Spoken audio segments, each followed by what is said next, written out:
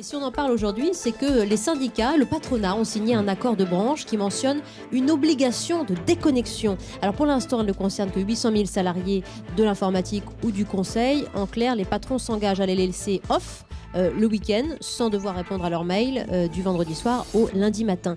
L'hyperconnexion, vous le médecin que vous connaissez bien ce sujet, c'est le nouveau mal du siècle pour vous? C'est une nouvelle source de stress, non seulement dans la vie de tous les jours, mais dans la vie au travail. Il faut savoir que ces nouvelles technologies, que ce soit les smartphones, que ce soit les mails, etc., ont quand même profondément transformé nos habitudes, notre fonctionnement au quotidien. Et je pense un peu comme le visage de Janus, il y a un double aspect. Il y a un aspect à la fois d'aider les gens.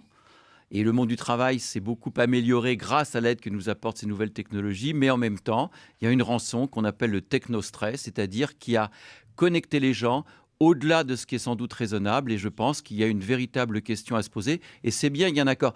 L'actualité aussi de ce jour nous a indiqué que maintenant, au Conseil des ministres, il faudra déconnecter. Absolument. Et que M. Valls, C'est notre pour nouveau d'autres Premier raisons, ministre, hein. a demandé. Bon, C'est c'est peut-être pas pour pour le d'autres raisons, burn-out. mais quelle que soit la raison, c'est très bien. Pareil. Si vous êtes accro justement à ces appareils, dites-nous ce que vous pensez d'une éventuelle déconnexion.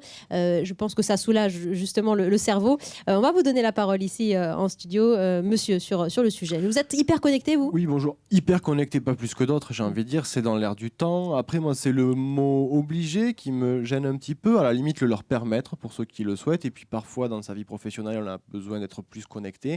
Après, il arrive aussi que pendant ses heures de travail, on réponde à un texto ou à une notification Facebook qui est de l'ordre du privé. Donc, pourquoi pas le contraire? C'est un petit peu cette idée d'obligation qui me dérange un petit peu. Après tout... Bon, obligation pour le bien-être de ses salariés. Ça vous gêne aussi, Patrick Légeron, qu'on oblige et qu'on acte ce principe de on décroche le week-end? Vous savez, dans le monde du travail, la liberté des salariés est toute relative. On est toujours libre de faire plein de choses, mais si votre patron est derrière vous et que vous ne faites pas ce qu'il attend de vous, bien sûr, vous êtes libre, mais vous pouvez en payer les conséquences. Je pense que c'est une bonne chose de définir, comme d'autres pays l'ont fait, des règles du jeu.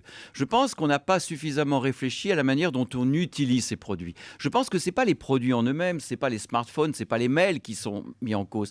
C'est l'utilisation que l'on en fait.